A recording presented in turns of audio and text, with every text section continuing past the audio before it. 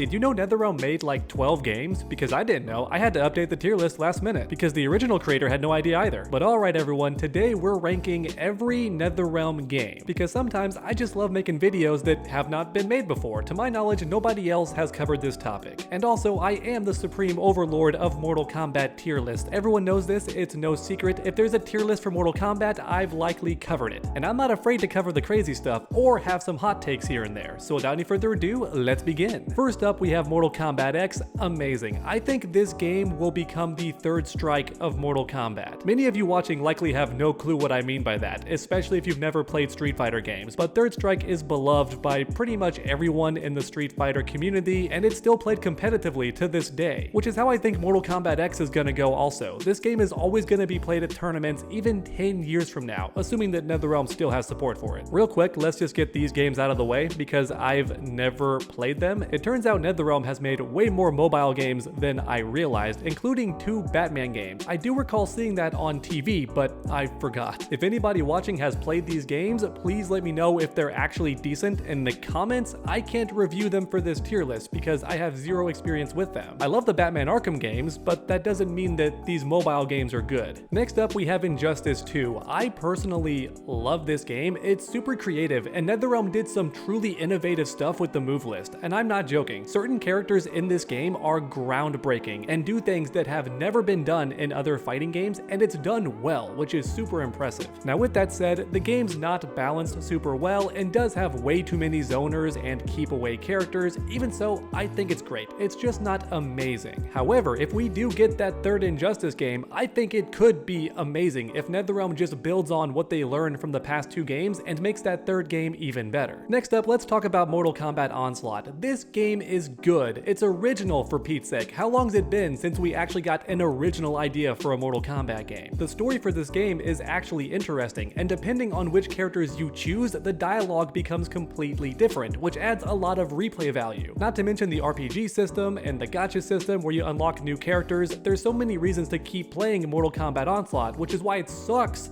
that it got cancelled and shut down. To this day, I don't know why they did that. I understand not wanting to add stuff to the game, but why shut it down? Keep it going so players can still enjoy it, and also it would make money for future Mortal Kombat games. I'm just saying. Keep the crazy microtransactions out of the mainline games by keeping them in the mobile games. Because they're free to play, right? So put the microtransactions in there, but leave them out of my fully priced fighting games. Thank you. But alright, it's time for a hot take, because it would not be an underdog tier list without one. Mortal Kombat 9. Mortal Kombat 2011 is great. Not amazing, but still very great. And before anybody freaks out in the comments section, hear me out, okay? The roster in this game is incredible. The best roster in any NetherRealm game, and possibly any Mortal Kombat game. Because yes, Armageddon had more characters, but the gameplay was very homogenized, and some characters even stole move lists from Deception characters. So yeah, there was more characters, but the gameplay melded together. Anyway, we're talking about Mortal Kombat 9. The reason this game is not amazing mainly comes down to the depth of gameplay. Many characters in this game don't have a very large move list. So if you're someone like me who loves to dive deep and learn every character in the game and just spend months doing that, you really can't with Mortal Kombat 9 because many of these characters are very surface level. And I experienced this a lot while getting ready for Mortal Kombat 11. I would go back to Mortal Kombat 9 all excited to play the characters and then get underwhelmed almost immediately because again, some of these characters only have like 3 or 4 special moves and like 3 attack strings that are actually useful. Now thankfully, you still have the challenge tower and the crypt and the story mode, all that fun stuff, but once you're done with that, there's not much replay value there. You can go online and unlock all the stuff you want in the crypt really fast, and while the challenge tower was fun, I don't see many people going back to play it when they get bored, right? Which is why gameplay is so important to me. Mortal Kombat X will always keep you coming back, but Mortal Kombat 9, not as much. But alright, Mortal Kombat 11, I'm actually putting this behind Injustice 2, which sounds crazy because this game was so successful. One of the best-selling fighting games in history, and I'm not joking. It's like top 3 or something crazy like that. However, something being popular does not immediately make it great. Look at Taylor Swift. Easily one of the most financially successful musicians ever to walk the earth, and I can't stand the music, alright? And I don't think I'm alone there. So I'm just saying, being popular and making tons of money does not mean something is better or worse than other products, alright? It just doesn't. Sometimes being popular popular does not correlate with being the best. It just doesn't. Mortal Kombat 11 is way too casual for my taste. I don't like the meter system, I don't like the crushing blows, and I despise how fatal blows worked in that game too. The overall roster was pretty decent, and I like the idea of custom variations, but let's be real. Most people played the character exactly the same. You could put 24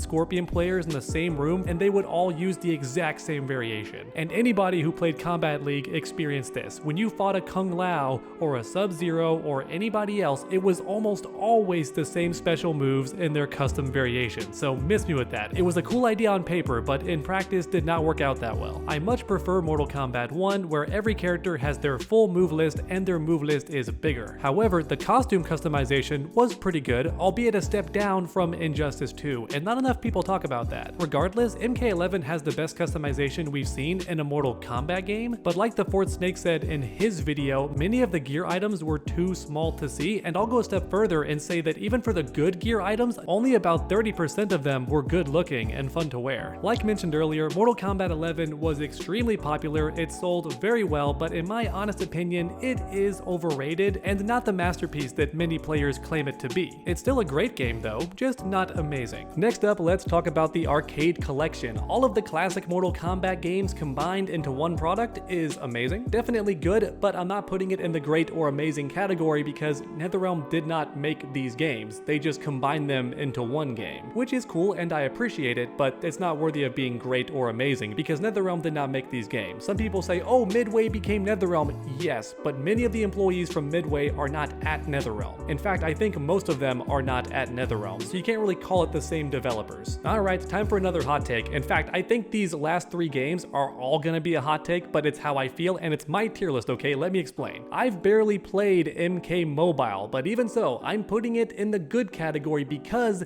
it's existed for 10 years. That's right, it survived 10 years, which means it must still be popular among players and also making a decent amount of money, because otherwise WB would have shut it down a long time ago. So any Mortal Kombat game under WB that keeps getting support for 10 years straight must be good, right? In fact, years ago, I had a Patreon buddy that I was training in Mortal Kombat 11 to get better at the game, and he told me that MK Mobile is actually a lot of fun, and he really enjoys it. But oh boy, time for another hot take, Injustice Gods Among Us. This game was fun at the time, but hear me out, when viewed in a modern lens and compared to all of these other games, the first Injustice is lacking. That game is so busted and so unbalanced that I'm going to make a full video on it. In fact, the script is already written. Once again, at the time, it was fun because we never had a DC fighting game like this that was competitive and tournament ready. It did not exist yet. So that was very cool and it was fun to play as these DC characters, but the game was very jank. So many guaranteed unblockable setups and impossible to read mix-ups and other nonsense like that. Death by chip damage, so much keep away. Oh my god, the keep away was relentless and so not fun. And also, a good chunk of the community hated how story mode ended because good Superman just showed up and saved the day, fixed all the problems, making all the build-up and the prequel comics almost worthless because why develop the evil characters when the good guy from the main universe just shows up and saves the day? Now me personally, I didn't mind, but I'm also a huge Superman fan, so I get really excited when he shows up and just saves the day instantly. But I digress. Injustice was fun, but I'm a gameplay first kind of guy, and that game was jank, so busted, so unbalanced, and if you're forced to play anyone who's really skilled at that game, then Lord have mercy on your soul, because you're not gonna have a fun time. But now finally, last but not least, we have Mortal Kombat 1, and in my honest opinion, for the gameplay alone,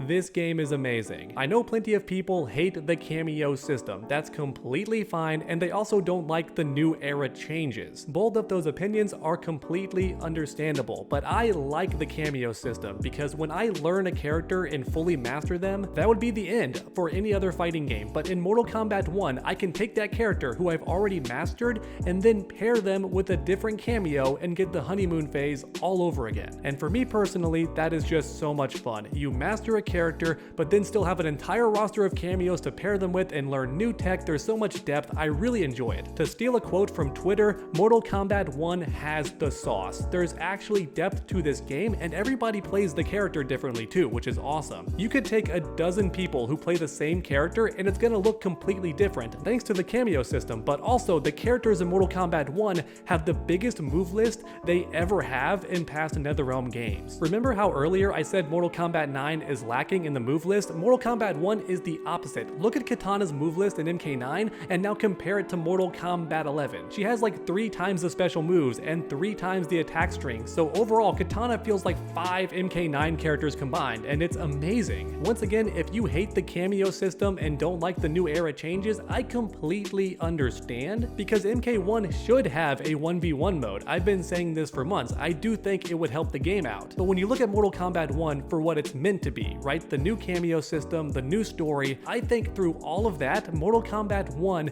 is still extremely fun. I love that every character has a huge move list, and I do like the cameo system. I'm not a giant fan of the new era story, but hey, at least they tried something different, and maybe it's just me, but I don't want the same game over and over again. I don't like when sequels play it safe and give us the same game, but a couple new characters, some gameplay adjustments, and maybe a new mechanic shoved in there that doesn't quite fit. I don't like when fighting games do that. If you're gonna give me a sequel, then it's gotta be different enough to warrant my purchase. I don't want to buy the same game again. Some of these fighting games feel like Call of Duty or Madden. The sequels are very similar to the previous game, and I don't like that. But alright, that's my soapbox. I'm done with the rant, and here is my tier list ranking every NetherRealm game. I have no doubt that plenty of people watching will disagree, and that's completely okay. Let me know why you disagree in the comments down below, and keep it civil, because I'm just one guy, and this tier list is just my opinion, and I want to know yours in the comments below. Because like I say in all my videos, I truly love reading each and every comment, so grab that keyboard and make your voices heard. And once you're done leaving that amazing comment, check out this video on screen where we discuss Mortal Kombat characters that should never return. Thanks so much for watching, everyone. Make sure to come back next time, and as always, stay underdogs.